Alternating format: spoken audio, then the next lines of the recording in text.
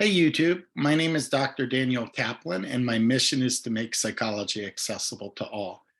In today's video, we're going to talk about anxiety, depression, and substance use disorders in later adulthood. It's important to note that the same features that manifest in early childhood and early adulthood are the criteria to diagnose these conditions in middle to late adulthood. So they're the same features, but we're going to take a spotlight on how it presents for people who are older adults. Without further ado, let's get into it. So depression is one of the most common mental health problems for older adults. And as I mentioned in the introduction, the features of depression are the same across the lifespan. However, when we look at the rates, it's pretty staggering. 1 in 5, or as many as 20% of people will experience depression at some point in old age. And the rates are even higher amongst older women. Another interesting finding, but concerning finding, is that older adults are about twice as likely to die by suicide than younger ones. So we see that this is a significant problem. Moreover, we see a bidirectional relationship between depression and medical problems. What do I mean by that? We see that depression increases the risk of medical problems due to stress and taxing the immune system, and vice versa. People who have significant medical problems can develop depression as a function of the medical problems. So it's bidirectional. I know I mentioned one side in the slide, but it's important to know the bidirectional relationship. We also see that people are helped with the same treatments for depression across the lifespan. So things like cognitive behavioral therapy, interpersonal therapy, and antidepressant medication are very strong treatment modalities.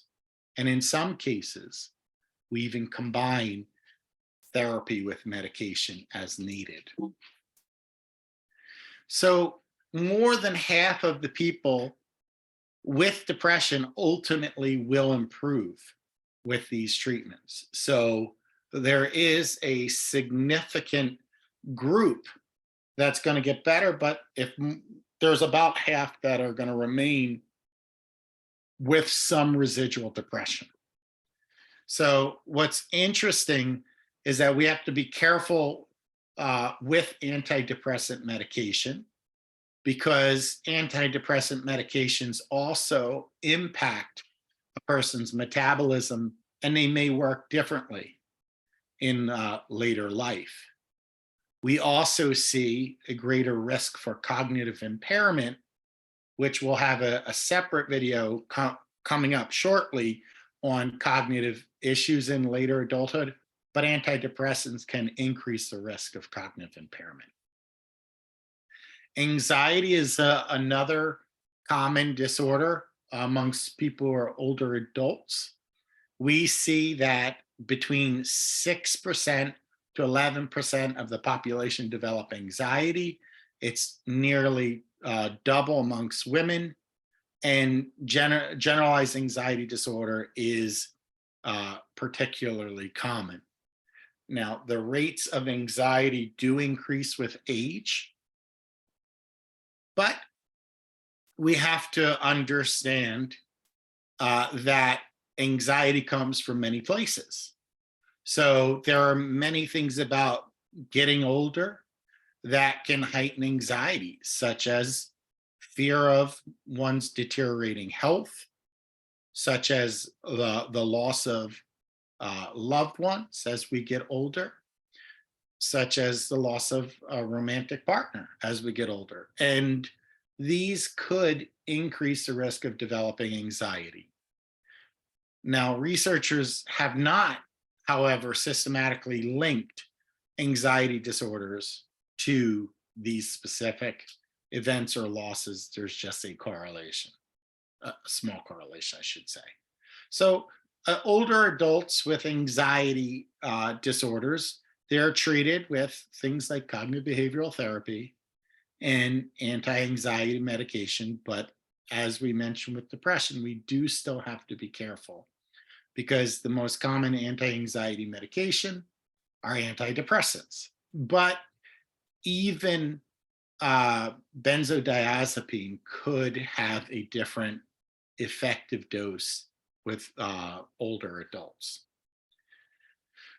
The last of the three conditions we're going to talk about are substance abuse, right? So we talked about depression, we talked about anxiety, and now we'll talk about substance use. And we're going to talk about alcohol, and then we'll talk about other drugs as well. So alcohol abuse just is a fairly big issue, a fairly big concern for many people who are older adults. And we do see that the rates somewhat decrease after 60. However, we interpret all these results with caution because it's possible that people are struggling without reporting it. And if you're not admitting you have a problem, then it's not showing up in medical documentation. So we do see that 4 to 7% of older people display alcohol-related disorders. And this is more common among males relative to females. As we said in a previous video, in general, alcohol is more common amongst males. And it's interesting, we're able to even distinguish between people who are fairly new drinkers or people who have been drinkers for quite some time, right? What do I mean by that? We can see physically their health is better. People who start to drink later in life, because their liver is less taxed and whatnot. But we also see that the reason for drinking is different. So people who start drinking in later life tend to start drinking in reaction to negative events and pressures of growing older. As it relates to treatment, detox is one very common treatment. Antabuse, which makes it intolerable to drink alcohol. It'll create vomiting. 12-step programs like Alcoholics Anonymous and CBT are all part of the treatment approach for substance use. Now, another really important issue is the use of pills in older adults. So it is one of the leading forms of substance abuse.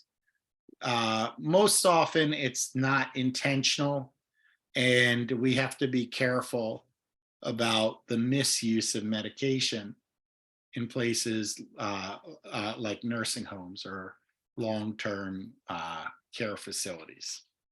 And that is our video on depression, anxiety, and substance use in later adulthood. I hope you found it meaningful, and I hope you learned something new, right? So in general, the symptoms are fairly similar, but I wanted you to get a sense of what's driving depression, anxiety, and substance use, as well as how it might look in terms of a clinical population in later adulthood. If you liked the video, found it meaningful, give me a big thumbs up, click the like button, subscribe, click the notifications tab. That will allow this video to go to a larger audience. And if there was something in particular that you found meaningful from the video, put it in the comment section below. I read and respond to all comments. Until next time, take care, everybody.